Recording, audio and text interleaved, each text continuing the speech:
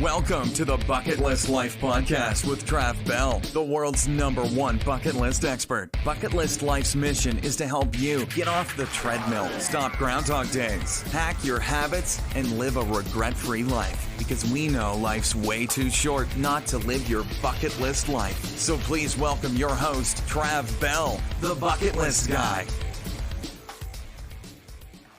Hey Bucket Listers, welcome to another episode of the Bucket List Life podcast. So stoked that you could join us today. I've got Marcus Pearce. How are you, buddy? Trav, great to be with you. Great man. Thanks for having me on. It's we're just talking about the podcast game. It's very courageous of you to enter the podcast fray, but very grateful that you have, mate, because you share a great message. Yeah, no, this is like what we're calling season 2. Season 1 was all the crappy stuff I did on Zoom and through another platform and didn't have these really flash microphones and cameras and stuff, which is what I've got now. So we're calling that season 1, pre-season. And I did it, what it was about somewhat nearly 50 episodes. And I've relaunched it. Now, that was sort of pre-COVID.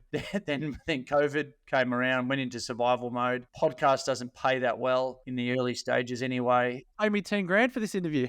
But yeah. Well, I got a deal. I got a deal at 8. So yeah, no, relaunch it because you live. Where are you? You're in Byron, yeah. Yeah, Mullumbimby to be exact, but in the Byron Shire. So, but a Melbourne boy by childhood, but yeah, moved up here about 10 years ago. We'll circle back to that. And I'm in Ocean Grove, which is about an hour and a half out of Melbourne. So we're not in the capital city, and you know all the guests that, especially you get on. You know, you've got on yours. I've got on mine, a lot of them in different parts of the world. Unfortunately, they can't visit our studios, our really expensive studios in capital cities, or be it at home as frequently as we want them to. So we have to resort to the online thing, you know, which is what a lot of people do. But at the end of the day, content is content, right? And yeah, we try and do the best with what we've got. And a lot of people watch podcasts, granted, but also a lot of people listen to podcasts still. And yeah, man, look, it's a great networking tool, isn't it? Absolutely. And it's also, I haven't caught on to the watching the podcasts yet, but those that are spending a lot of money on their production with multi-cameras and all the rest of it, I get it that it's a far more empowering medium to consume than mainstream media. But I flew in from Newcastle last night and the plane was delayed by a couple of hours. And I thought I just need a dramatic, gripping podcast to listen to get me home from Brisbane to Mullumbimby at 10, 11 o'clock at night. And I love that I can choose that rather than something drab on the radio that I don't have any flexibility over. So I do think the podcast medium is just an incredible evolution of radio that I'm very grateful to be alive at. Same here. I do too. And, you know, a lot of people watch YouTube and I watch a lot of YouTube as well. But listening to the podcast is the multitasking of this century, right? It's a walk and a podcast. It's not a watch and a walk. Or you can't, I haven't worked it out yet. Although I have got a Tesla, I haven't worked it out just yet where I can watch YouTube and drive at the same time. But I don't think the male brain could ever evolve. Elon shut that down. Drive and watch. And yeah. As tempting as it can be sometimes if your footy team's playing or there's something gripping, you feel like a menace to society if it's there. And that choice of consumption is something that, our kids will never really understand, will they, in terms of the fact that, they just think they can listen to whatever they want, however they want. You and I grew up recording a song on the radio onto a cassette, and then if we wanted to listen to it, we'd have to find the cassette. It's probably buried under a bed or a pillow, or we'd hold onto that cassette and take it everywhere with us so that we could listen to our favorite song.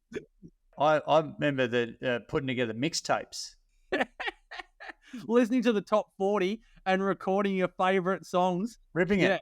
Yeah, absolutely. You're sitting by the radio. You're trying to time it, making sure the ads don't come on, These kids have got no idea. So, no, absolutely phenomenal. And, like talking about podcasts, what are your go-to podcasts? What do you... That I listen to? In your highlights reel there. Oh, actually, I've got to get my phone. It's funny, I get my phone. And we've obviously got each other's in there. Let's just... Of course, all the time. We don't get sick of each other at all. We could just be around each other all day. I do not listen to my own podcast, as I'm sure you don't listen to your own. I find myself often listening to ones that I've been interviewed on or am preparing to be interviewed on, so that I can get a sense of that podcast culture, particularly if I don't know the interviewer. So if I don't know them. So I was on a popular podcast with the females called Darling Shine maybe a month ago. And so Chloe Fisher and Elodie Pullen, and it was just awesome, like binge listening to their podcast for a week or two beforehand. And then you just realize how awesome podcasts are, because there's so much diversity. And I think, and for everyone that listens to the Bucket List podcast and to 100 Not Out, we're not saying don't listen to our podcast, but you do get used to what you listen to. And I love, as I'm sure you do, you love your lifetime listeners. But if there's one thing I've noticed over the 10 plus years of podcasts, is that loyalty is out the window. And we now listen to podcasts based on, is that guest interesting? Do I want to consume that type of content, that type of messaging? I am a lot more inclined to listen to a guest being interviewed than I am a certain topic being discussed. Now, that's just my listening behavior. And at the same time, I'm lazy these days with interviewing guests, in that I feel like Damien and I have so much to talk about as co-hosts on our podcast that we're constantly talking about. We just recently did a 5-part review of the 4-part longevity series on Netflix, Live to 100, because we just wanted to keep on talking about it, which means we're not interviewing people.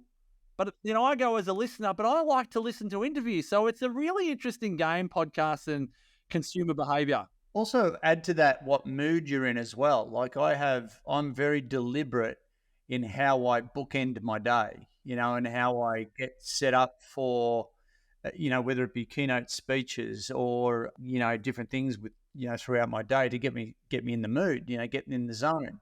For instance, I'll listen to the Smartless podcast, which I just absolutely love, with Jason Bateman and Will Arnett and Sean, what's his face? And hello to Sean, what's his face? Yeah. I'm doing it. Yeah. But that's just that's just like entertainment, not educational, but entertainment. And as you would have heard before, you got to get that E to E ratio right throughout your day. And that's the education to entertainment ratio. If it's too much on the entertainment side of things, you're you're probably not in for an exceptional life, mate. Yeah. Well, that's a really great concept, that E to E, because I think you often, and you and I are very similar personalities in that you're always wanting to grow and get better and improve. But you often get I'm not going to talk for you, but I'll talk for me. You kind of get the guilts when you want a bit of entertainment. Yeah. Because you're thinking, no, but, like I'm on purpose and I've got this big mission. And, your message, Trav, is so inspiring and empowering. It's kind of like if I was in your hands, so I'd be like, mate, if you're not doing that, then you're kind of wasting your time. You need to just be constantly barreling. But then you realize, I need to chill out. Mate, you can do too much personal development. You can cook yourself and too much information. And that's, we suffer from infobesity these days. There's just too much going on. And deciphering which bits, which guests, like you said before, which mood I'm in. Because, what we pay attention to on a day-to-day basis, is so important. 168 hours in a day. 24 hours. Hang on, what am I trying to say? 168 hours in a week. You're living at 7 speed. You're at 7 speed doing 168 hours in a day. Most of us are at 168 hours in a week, isn't it? 168 in a week. That's it. I'm cooked already. Yeah. But on this, because I had this exact conversation with someone yesterday where they go, you get this all the time. And this is so up the bucket list alley, is like, do you listen to this podcast? Have you read this book? Do you know this speaker? And I'm like, haven't heard of that podcast, have never read that book, haven't heard of that speaker. And they're like, you what? And I'm like, I choose to be consciously ignorant of certain messages, even if they're buzz terms, whether it's kindness or mindfulness, because I feel like as I get older and do a lot more speaking, and for those people that aren't interested in speaking, sorry, Trav and I might go on a bit of a speaking tangent in a minute, but you just want to hone your craft. So mine is longevity and life design.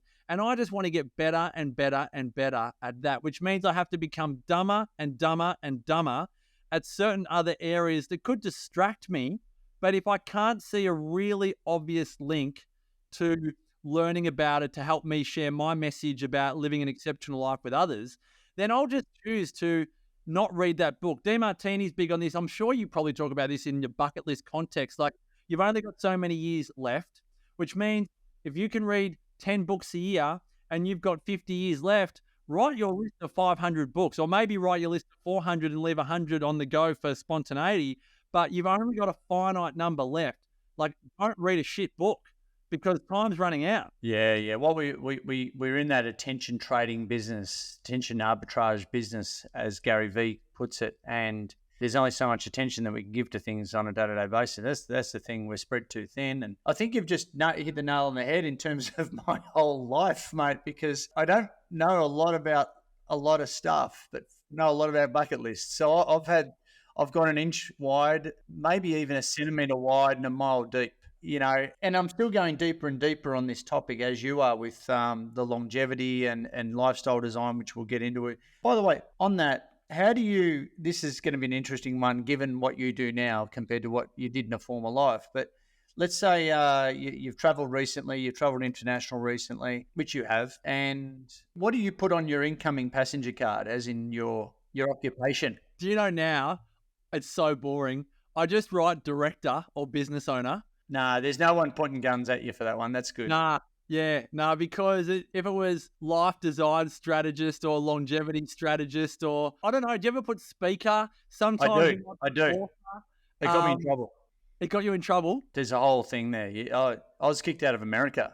Oh yeah. Okay, you've got to tell that story now. Now, real quick. So back in March, I was due to do this keynote gig in Colorado, near Vail, Colorado, a place called Beaver Creek, to these high net wealth bankers, and they're putting us up. Me and Tracy, my partner, she was coming over. She comes on the road for the good ones.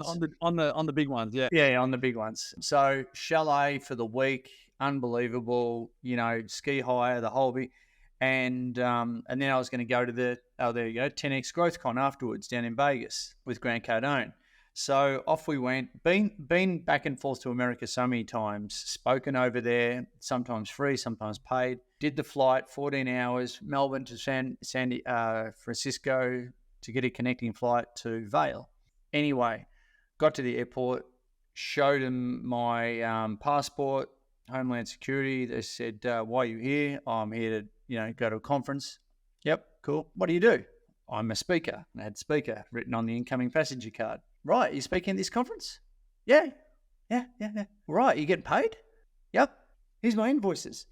They're like, "Huh, you got the wrong visa for that." Oh, no. Flanked by two of Homeland Security into the room you don't want to go into. The room that you walk past and be like, imagine going into that room. I went into that, all guns blazing. Gosh. They said, "No, you got the wrong visa because you're on an ESTA, which is our visa waiver program. Because we, as Aussies, we can go to America and we can holiday." This is a wake-up call for every fucking speaker I know, mate. Like every Australian speaker who's going over there. Yeah. Anyway, I'll tell you more offline. But at the end of the day, they said, because you can't go over there just on an ESTA visa and get paid. You're illegally working, right? I had no idea, because I've been over there. We get paid online, sometimes a year out in advance, and get paid online as a coach and speaker. They go, no, we're... You would have been fine. If you had said it's a free gig, you would have been fine. If I said, "No, I'm just going to a conference," fine. Oh my gosh. Or, yes, it was a free gig, that would be questioned, because, they'd go, "Are you getting paid or not?" If you're bullshitting, you could get done for fraud and never be allowed back in the country. Now, I wasn't. I was just ignorant. No. Right? Oh, mate, I'd be like you. I'm so trusting and so can't tell a lie to save myself. No, neither. You're just there doing the thing. No, I'm about to save you. I'm about to save you possibly years in jail and a shitload of money. So, it's gnarly. So, this is therapy, by the way, guys. If you're listening, watching this right now, therapy for you, mate. My blood pressure's gone up. My heart's beating. I'm starting to sweat. I'm thinking, oh my gosh. Try be in the room with my partner. She's on an ESTA. She wasn't working. She was a passenger, and so they let her through, right, through to San Francisco, and they said, "No, what you've got to do, you've got to stay here. We're going to send you back on the next flight back to Melbourne. You're going to go sort it out with the consulate and go and get the right visa." I went, "Right, am I being punked here? Like where's the cameras? Are we on border security? What's going on?" seriously, like I've got a gig. Show me the piece of paper, show me the box I've got to tick, and let's play on. Nah, dude, you're going to go home. Really? So, and I said, well, when are you serious? Like, when's the next available flight then? You know, we're going to send you back on the next available flight. It was 9 o'clock in the morning. The next available flight was 11 o'clock that night. I said, right, well, what am I meant to do before, between, you're going to stay there. No. We're going to take your phone. We're going to take your phone. We're going to take all your stuff. And I had to ask to go for a piss. I had to ask to have a coffee. Had to ask to have some food. And they said, if you're at JFK Airport, where I was in San Francisco Airport, if you're in JFK Airport, you possibly would have been in a cell. I went, what the fuck? And so, mind you, at the bottom of the border in the US, there's like a conga line coming in from South America.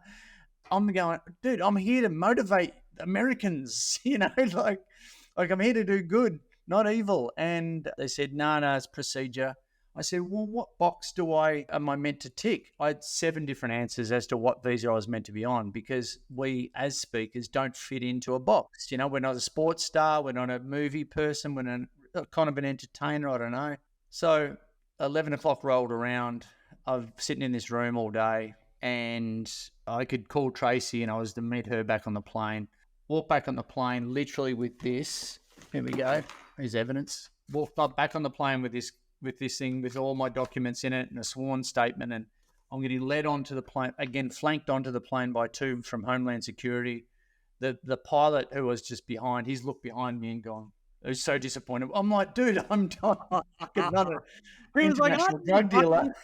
Is this on your bucket list to be repatriated home by the consulate? No, don't recommend anyone else do it. It's not a good experience. So I was in shock, and because my wings were clipped. I've been working so hard to get break into America, do all the right things, and here I was. So I've literally, got home, went to the consulate, and I got behind the line at 8:30 in the morning, Monday morning, and I got to the front of the line. They said, "Have you got an appointment?" I went, "Oh dear." Oh, Trav. They said, fill out this form.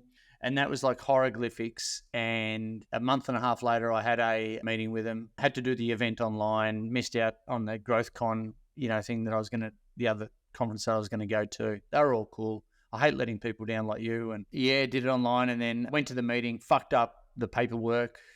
Didn't write because it's super confusing. Got an immigration lawyer who's also a speaker agent over in the US who knows his stuff really well. An Aussie who's based in the US. He walked me through it all, and we did the right thing. And I literally got it 2 weeks ago. So now I've got So now you can go and do your gig. A US work visa for the next 3 years. And it's what they call an O1 visa. So you got to go and get a host. I had to go and get all these, recommendations from CEOs, from clients, signed agreements. People want me over there, and dude, mate, there you go. Jeez, we'll talk. I'll give you the lawyer's number after I get off this call, in case you want to crack it into America. So that was not part of my exceptional life. So well, it is. You just hadn't written the script. It was that was a trip to grandma's house that you weren't expecting, and it's oh mate, those experiences. So when the incoming passenger card, let's just put director on there, business owner, entrepreneur. I reckon adult film star would probably get you in less fucking trouble than speaker. Oh, I swear to God. That's just, when you were asking me what that, I was like, is this a lead into like, it wasn't a lead into my people, that you do for a living. And it's like, it changes every day, speaker, author, one-on-one mentor, whatever. I wasn't expecting that we were going to go down this rabbit hole of you being kicked out of America on your way. My heart was racing. I was 15 minutes late to a gig yesterday because I got given the wrong venue details by my agent. And I was going, oh my gosh, I'm going to be left on the side of the road without a venue. You're on the other side of the planet. You can't even get in. Sure. I thought I was getting punked, or I was going to end up on telly, border security or something like that, and be one of those guys. Mate, when did your book come out? I want to know. Was that a couple of years ago now? 2021, yeah, because I think you and I were chatting at around about that time, because we both have the same publisher, and we were talking about the exciting process that is writing a book. And did it take you 10 years to write it like me? Yeah, mine was 5 years. It was version 14 was the published edition. I had this epiphany doing a session with clients. I had 4 of my like mastery clients in a room, and I was like, if you were to die in 180 days, everyone's got these goals and we've got our bucket lists and all the rest of it, then you know you're going to die in 180 days. What are the 3 things that you make happen knowing that you're going to die in 6 months? And all of a sudden, instead of going from like earn $1 million, it's like get my life insurance sorted. The documents are on the desk. We never sign them. It's always this much. We never do it. All of the outcomes changed. And whilst they were doing it, I was doing it for myself going, if I died in 6 months, I would want, my online programs and my podcasts and my speaking and all my slide decks, they're all so scattered. The IP is everywhere. I would want my kids to know what dad thought on how to live. So my 6-month goal was just write a manuscript for a book, just a dog breakfast. And I got up at 5 a.m. every morning, spent an hour writing it. Then I'd go work out. And 6 months later, I had this manuscript. And I'm sure you and every other author's like this is, once you do that, and you know it's a dog's breakfast, but you've got mojo and momentum, it becomes a bit compelling and you want to make it better. And then you want to make it better. And then I think you and I got chatting when you hit that kind of sticky point of like, oh, shivers, I'm going to actually get this published now, which means you can't edit it anymore. You got to carve off that chapter of your life, right? And go, you know what, 80% done, 100% out there. That's what we're going to focus on. Yeah, and I know Stephen King calls it murder your darlings. You've got to look at pages of your book and go, that can't make the cut. Even though you're writing and go, but that's the best. Like, how could that not be in there? And you've got to murder your darlings. Right there. That's book 2. The makings of book 2. Honestly, yeah. I've got another. I think in my Google Drive, I think I've got another 5 books. Just ideas. Mate, how's it gone? How's the book gone? It's been getting out there. You've got some press. Talk me through that. How's it? Yeah. Well, I think. What are people saying? I like books as a bookworm. Again, you and I have got bookshelves behind us. This is fake. This is fake. I haven't read any of these. Yeah, mine's a virtual background. Yeah.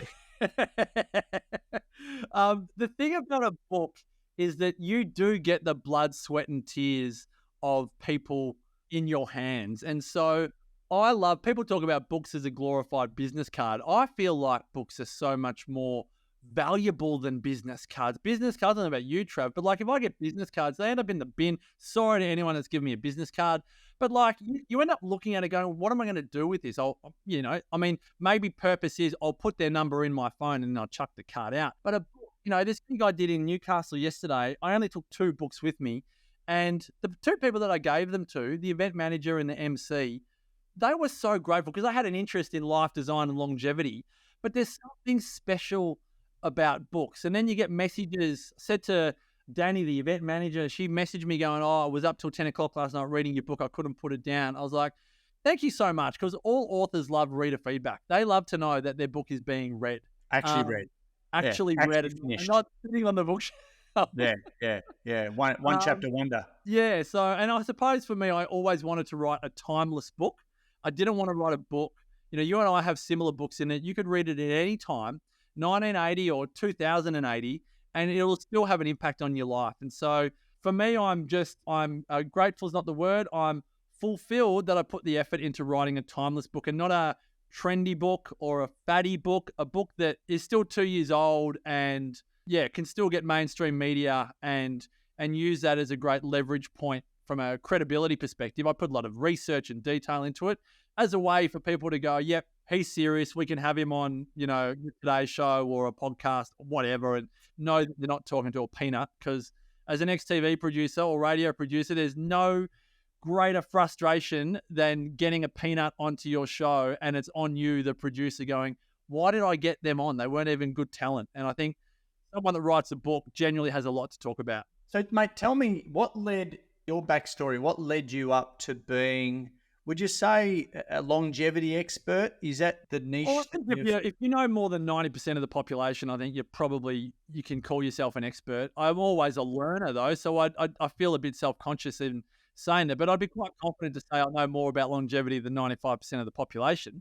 But that's only because I've interviewed centenarians and graceful ages for the last 10 years, and you see patterns. You know, when you had all of your gyms, you'd see patterns in the way people behave and the way they train and so on. You know what's going to happen. You know, as a speaker, you begin to see patterns of, you know, the way you say things and when you say them and pausing for effect and so on and so forth. And so the same with interviewing and researching longevity. You can see patterns in people. And, you know, I don't pretend to have all the answers because we're always learning. But I think there's one thing I've noticed over the last 10 years is that when we started the 100 Not Out podcast, there were no other aging well longevity podcasts. We were a bit edgy, a bit out there. Whereas now the best thing is that longevity is mainstream, but it's actually become multi-stream. I'm very much lifestyle longevity in that you're going to die, but you're probably going to outlive your life expectancy by 15 years. Someone in their 80s right now is only expected to get to 65, 66, and they've already outlived their life expectancy by a couple of decades. People that are born today are a flip of the coin to hit 100. Someone in their 40s is a 1 in 5. Someone in their 70s is a 1 in 10. They're not Tats-Lotto numbers anymore, but there's another stream of longevity, which is that very medical longevity, which I don't have a problem with, but it's just not my stick. And there's also the more Brian Johnson, who has this blueprint methodology. And I asked you about him and what your thoughts were about Brian Johnson. It's a different philosophy. His whole philosophy is don't die. His philosophy is, as human beings, he's looking a million years into the future. And he's saying that we right now are pretty much living out of a primitive brain, just like hunter-gatherers were living out of a hunter-gatherer brain. And we are just so infantile in our thoughts around living. Now, he's way up there. Like, that's not my life purpose. That's not my game. Just for our listeners and watchers, if you don't know Brian Johnson, he sold a tech company, didn't he, for millions, got a fair bit in the bank and just got right into longevity. So he spends how much per week or year or something on $2 million US a year on essentially bringing all of his bodily organs, including his penis. He measures his nighttime erections as a biomarker for his longevity and so on. He wants every organ in his body to be an 18-year-old, like biological age of an 18-year-old. So again, like, I'm not dissing it. It's just not the way I go. Let's say Brian Johnson's on a 10 out of 10 for the longevity extreme, because you can go biohack the shit out of yourself, right? Yeah. But where do you draw the line? You know, everyone's got a line that they draw. It's like, I feel like I know where my line is being drawn the more innovative technologies come out. So, and again, I want people to recognize here that this is not judgment, and I'm not looking down or condescending on anyone that's doing their thing. It's just not my bag. So Dave Asprey, who many people would know, Bulletproof and all the rest of it, he's now quite big into gene therapy and using gene therapy as a way to, again, improve your biomarkers for longevity. His view is that we should be looking at least 140 years of age and maybe even 180 years of age. And again, that's just not my level. I feel that philosophically, we would really struggle if we knew that we had 6 or 7 generations either ahead of us or behind us. I don't think socially and culturally we could necessarily adapt as quickly as the technology might be adapting to living to 140. We've only ever had one human being hit 120, and we actually debate whether that even happened. The whole Jean Calment, 122 years, 164 days. There's a view that that was her 99-year-old daughter who took over her mother's identity to avoid inheritance tax in France. And this happened quite easily at the time because the wars, I think it was World War I or World War II, was happening. And so they kind of got away with it. And you look at the research and you're like, actually, yes, the younger Jean Calment doesn't look like the older Jean Calment. And they measured all the facial features and the height and all of the things. And you think, actually, no one paid enough attention to the details. Wow, so, I didn't know anything about that. Is that a fair income? And that's the theory, or that's conspiracy theory or theory? Again, it's done. This will almost sound racist because people will go to the bias, but the research was done out of Russia. So even as I say that, people would be like, oh, it's probably bull dust then. When you look at it and you look at, there's a Medium article by the researcher on it, and he shows all the photos. Like, I think the photos are the things that really get me. So if that's the case, we haven't even hit 120. Like we say we have, but there's only one human being in the history of humanity that's hit 120. So I'm a raging optimist, but I'm more about, we just have to put, this is why I love your message, Trav. It's all about putting quality into the quantity of your life. Who cares about quantity if you don't have quality? The average Australian has 12.1 years of morbidity, which is a fancy word for shitness, to end their life. Increased years in a nursing home. Social life becomes the waiting room of the doctor's office. That is the life of many Australians. At 70.9 years of age, just a month shy of your 71st birthday, technically, it's all going downhill for people, and nobody wants that. No one wants that. So, welcome back to the Optimism Podcast here, ladies and gentlemen. We're talking about the big issues with Marcus Pearce. He's just, on get us to death's doorstep like straight away. But what is the use of getting 140 if all the technology in the world can keep you alive? And there's this great Greek myth around Tithonius, I think it was, and I think Athena was his wife, and Zeus granted Tithonius immortality, but essentially forgot to grant him good health. And so he withered on the vine.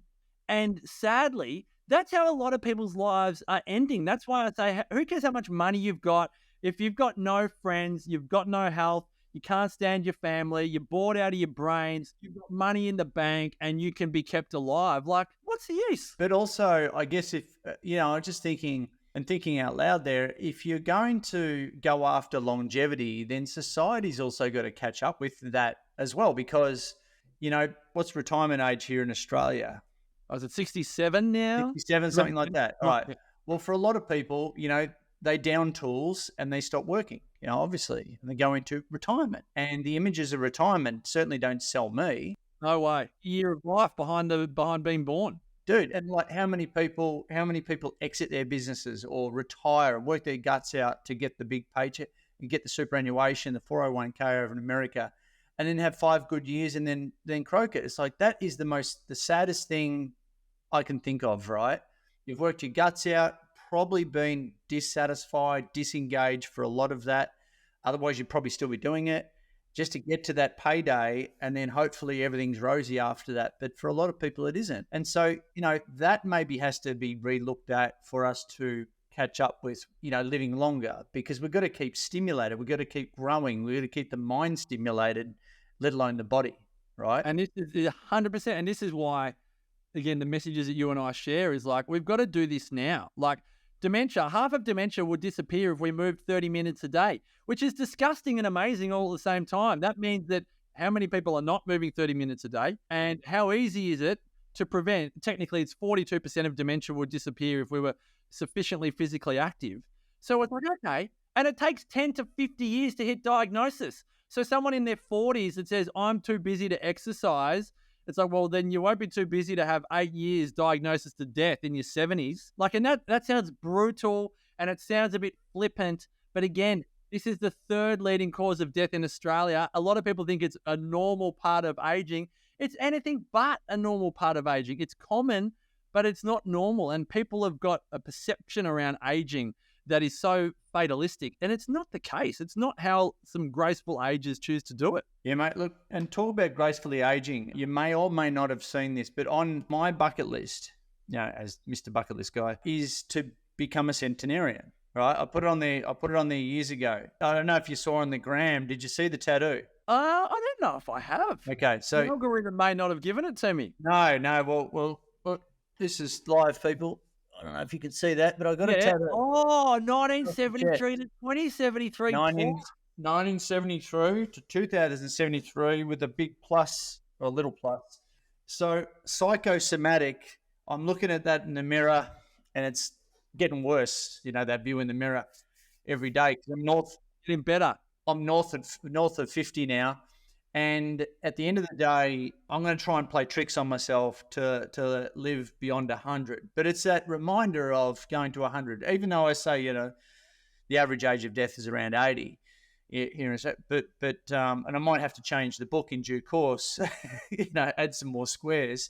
But at the end of the day, there's no one, like you said, like someone's lived to 120, but all the longevity experts, with all due respect, everyone out there, no one's actually got any proof that all the biohacks actually work. Like, you can experiment all you like and stuff, but it's like Okay. Cold plunges, the red light therapy, the this, the that. I've never found a centenarian that said it's my ice baths, it's my meditation, it's my vegan diet, it's my biohacking, it's my infrared sauna. I knew I knew I'd be You're doing. getting me? You're triggering me now. Like so many centenarians have the worst diets. This is the stuff that people don't want to think about in their 30s and 40s, but they're scared of turning 50 and they think aging happens to them when they're in their 70s.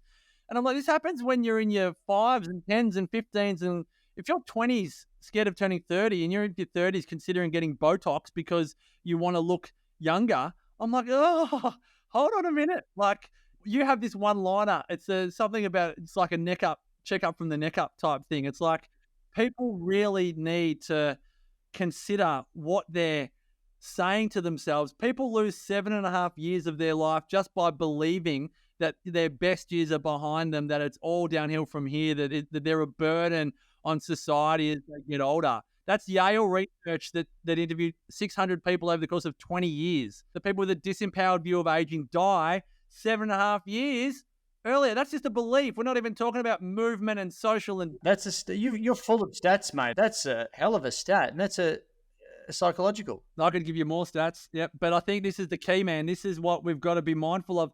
Aging is happening to every single one of us right now, and longevity is no longer newsworthy. Longevity is happening to every single one of us, but the quality longevity can only happen by us. We are the ones that can create the quality of our longevity, and that's really what everybody wants. It's a big, and again, how old are you now? 42. I'm an 81 baby. Oh, wow. God, I was popping a locking back in 81.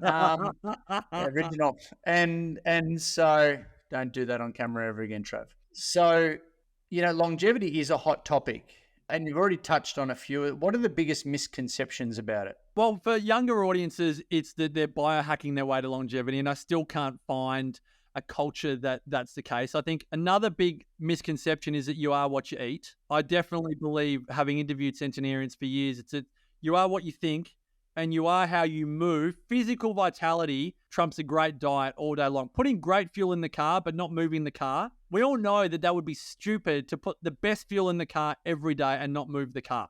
Like, there would be an excess of fuel, which is what we have with our obesity epidemic. Is, I don't have to tell you this, we have an excess of fuel hanging around our midriff and our butts and our legs and whatever. And social activity, as COVID, really demonstrated, social activity is a nutrient to physical health and disease prevention. And again, Harvard research will tell you that people with great social lives and average diets live longer than people with great diets and average social lives. Wow. What do you call an average social life? I've got to check in with myself. What's it? No, well, look, to get some more mates. You go down to the cafe, people down to the cafe, people down to the gym. You're probably doing a bit of extracurricular activity, whether it's a midweek tennis or you're going for a surf. I know you love a surf. So you've got it. Like, it's anything that is engaging with humanity. Your family is your social life, your friends, your extracurricular, whether it doesn't matter. It's engaging with humanity. But again, that Tony Robbins one-liner, you become who you hang around. Then I go, so ... who are you hanging around? Like, COVID taught us, like, do you love where you live? I don't care about your house. Yes, that's important, but do you love your community? Community comes from the French word communauté, which translates to public spirit. What is the public spirit of where you live? Ocean Grove is great. My sister lives in Armstrong Creek. That whole Geelong, Torquay, Ocean Grove region, it's got a great public spirit. Regionals often do it better than urbans because people feel lost in urban cities and so on, but it doesn't mean that you can't have it. It can just be a little bit more tricky. And you get it, like a lot of people, as you know, like a lot of people live reactively rather than proactively. So if you want to, if your friend group is, I could go on and on about this, and so could you. If your friend group is not serving you, it's okay to cull. It's okay. Go find another herd to hang around with where you get love and acceptance from. But instead of rebounding back and forth back to the one that you've always know, you might not be happy within that friend group. It's okay. I'm always upgrading, and I'll say that out loud. I'm always upgrading. I'm always looking for another pack of lone wolves who are running at a different pace. And I certainly am very proactive about finding newer, more interesting, stimulating, where I can add value and vice versa. That's what it's all about. I'm looking forward to the next person I meet rather than staying put. So that's living proactively rather than reactively, getting on the front foot and observing that, where you want to go and getting the right people around you. This is a big one for longevity, right? Absolutely. And socializing does require leadership. People aren't going to call you. Post-COVID killed it off. You've got to make the phone calls. You've got to call your mates to say, let's go down to the pub. You've got to call your girlfriends and say, let's have a girls' weekend away.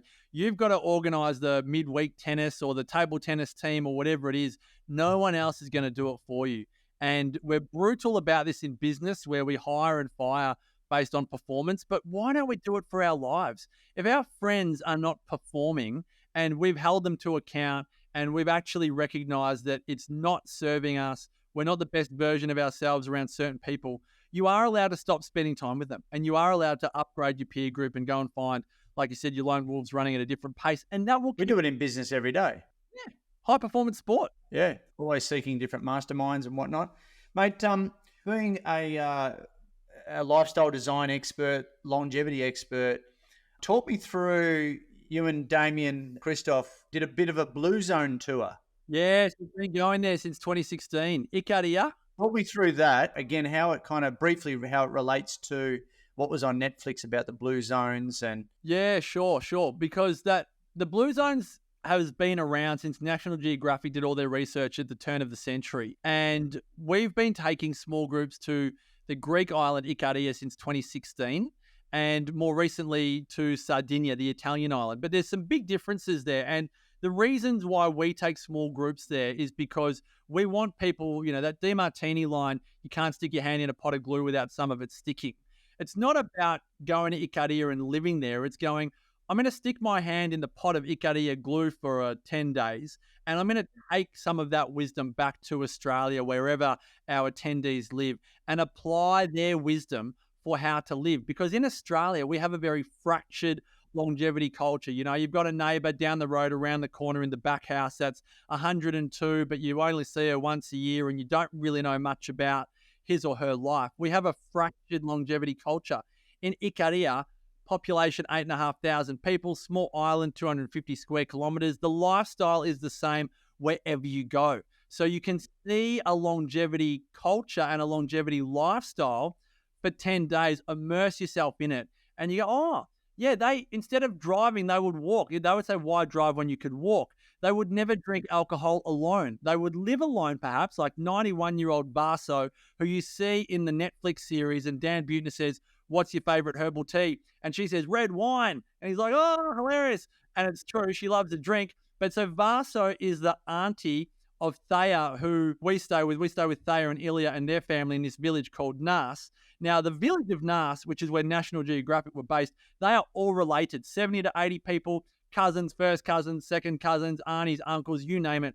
So Vaso is Thea's auntie. Vaso has been living by herself for 25 years. Vaso says, I live alone, but I am not lonely. And again, in Ikaria, if you want to drink, you would never drink alone. You would pick up your wine and you would go and knock on your neighbour's door and go, let's have a drink. And you would never drink on an empty stomach. In Australia, we would say eating is cheating. In Ikaria, you would always have food with you. You'd always eat before you drink. You would always eat whilst you would drink. And again, you would always drink with others because that elongates the experience. They want the alcohol to absorb slowly. They would frown upon getting drunk. They love tipsy. They could drink all day, but they want the experience. They want to be dignified in their experience. They want to have great magical moments. They want bucket list experiences with their family and friends. And they don't want the wine to ruin them. They want the wine to complement the experience. And so I could hang on about this forever, Trav, but yeah, there's a lot of little that happen. That's number one where I've been getting it wrong with the drinking right there. We have a terrible drinking culture in Australia. It's very immature. Oh, we just don't do it well. We've never been taught. We're a convict nation. We've never been taught how to master the art of alcohol. We've never learned the art of food. Again, There's a great Rochefoucauld one-liner: to eat is a necessity, to eat intelligently is an art. Like, what good is it having an organic chicken salad if you wolf it down, do not chew, eat alone, and have no experience in your grass-fed, grass-finished beef stew? Like, it doesn't make sense, but we've become so transactional and status-oriented around our lifestyle that we've actually forgotten the art of living. Mate, you better wrap me up. I'm chewing your ear off here. No, this is really good stuff, man. Like, I really, we could go. We'll do chapter 2. But so, given all those experiences and where you've gone and you've hung out with all the old crew, and what have you taken away for yourself personally? How does all those experiences? Yeah. How does that play out in the day-to-day life of you, with the goal of living an exceptional life and the longevity play? Yeah, sure. So I won't go into the big world views because I feel like that would take me a while to unpack, but just little things. I don't have a watch because when I look in Ikaria, the time, you recognize that time is either anxious or guilt orientated. You're anxious about the future or guilty about the past because you're late or so they don't do time in Ikaria. Everything is 7-ish. They'll have breakfast at 8-ish, dinner at 7. It drives some people wild. The A-type personalities, the coffee doesn't come in 2 minutes. They're like, where's my coffee? Relax. Things like serving the meals family style. So we've got 4 kids. You've got 4 kids. Who am I to know if my kids need fats, proteins, or carbs on any given day? So we lay the food out on the table, which is very Mediterranean. And the kids choose. Maybe it's chicken wings. Maybe it's drumsticks. Maybe it's chicken breast. Maybe it's more vegetables. Maybe they're having more rawness on that day. Why am I the one putting the meat and 3 veg? Oh, there's your meal.